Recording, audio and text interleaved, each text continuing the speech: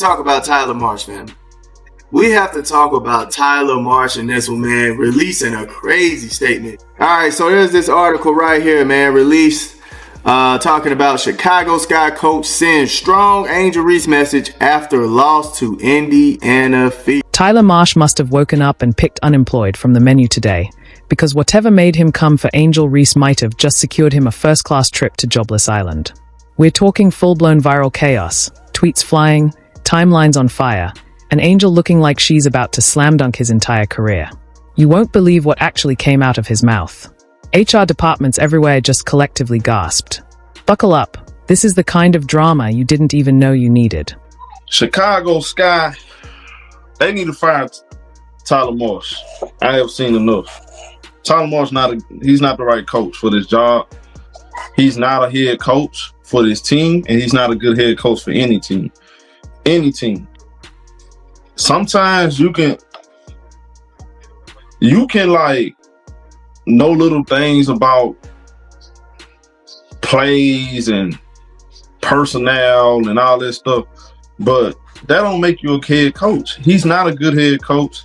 Yeah, he might be a good developing head coach. He's not a good head. Just when you thought the Tyler Marsh saga was peak chaos, getting dragged for even breathing near Angel Reese's name, things have somehow escalated.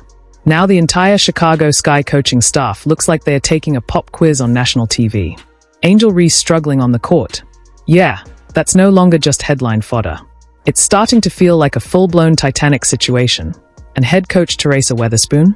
She might just be the orchestra playing as the ship goes down. We want Camilla and Angel to be good at what they do already. We want to continue to highlight their strengths. We also want to continue to improve and figure out ways where they can score easily, or they can still be effective defensively. I think it's important to understand, though, that even though that they're kind of the cornerstones of this franchise, that championship teams are won 1 through 12. Everyone has a...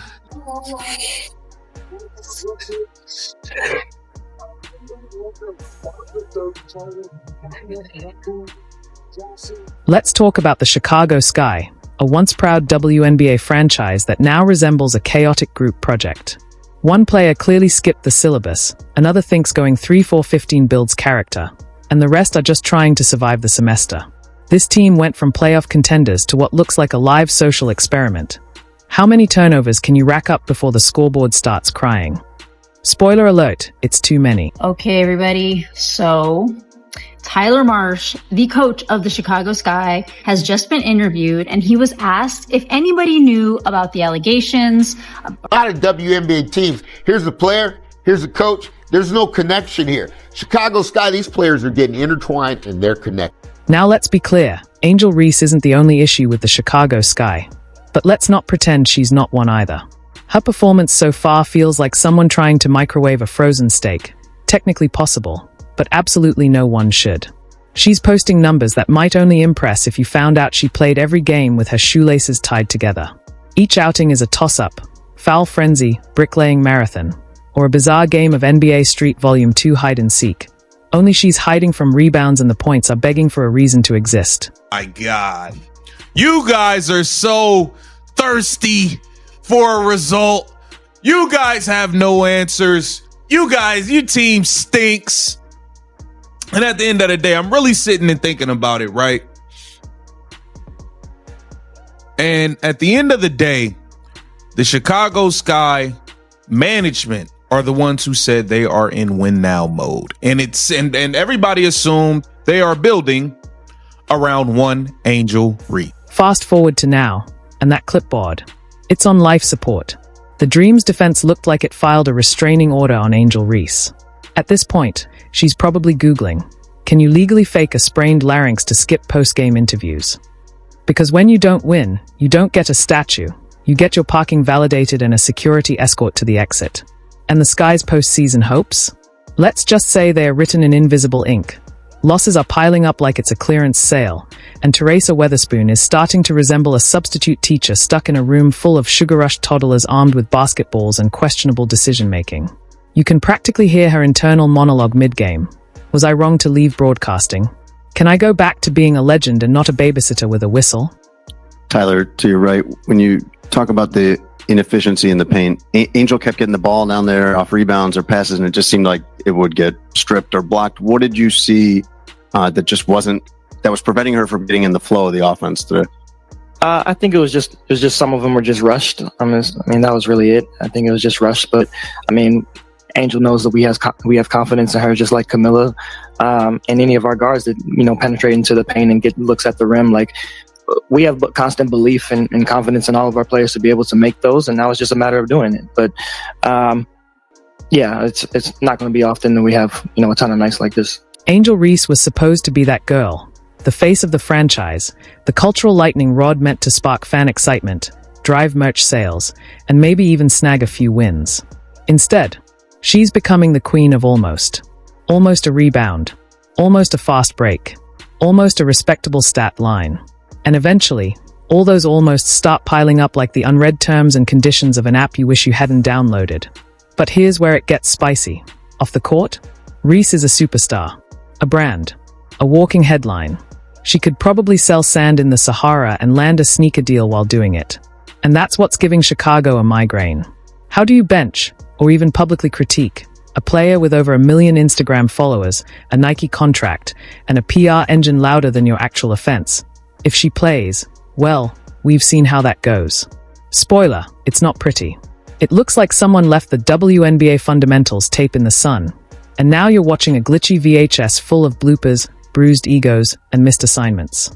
And let's not forget the fans. Layups or not, throwing up bricks or not, she was more dominant last season. This season, she's like a bit of a shell of herself. She's capable of playing a lot better than what she has been these past few games. You think about Ariel Atkins and how she played last season before she came to the Sky. Even she has regressed. As individuals, they have talent. As a collective, that talent is not coming together for the betterment of the team. There is no chemistry. There's no offense. There's no defense. And as a coach, as a GM, as an owner, how do you let this continue to go on and not stop it? Like, stop the bleeding. Oh, the fans are not chill. Chicago sports fans. They remember missed free throws like family trauma. They are passionate, they are loud, and they are very online. After every loss, the comment sections turn into digital war zones, full of finger-pointing, scorched earth hot takes, and some of the most unhinged Photoshop work you'll ever see. One fan even posted a picture of the scoreboard with a missing persons report filed for the Chicago Sky offense. And it gets worse. Other teams are starting to circle like sharks who smell blood in the water. Meanwhile, ownership? They are watching, and let's be clear, not even magic tricks are gonna save this. When your star forward is pulling coins out of the game plan and the rabbit refuses to come out of the hat, the illusion starts falling apart. If the Sky don't turn things around, and fast, we're not just talking about losing games. We're talking about losing fans, sponsors, and maybe even the identity of the franchise itself.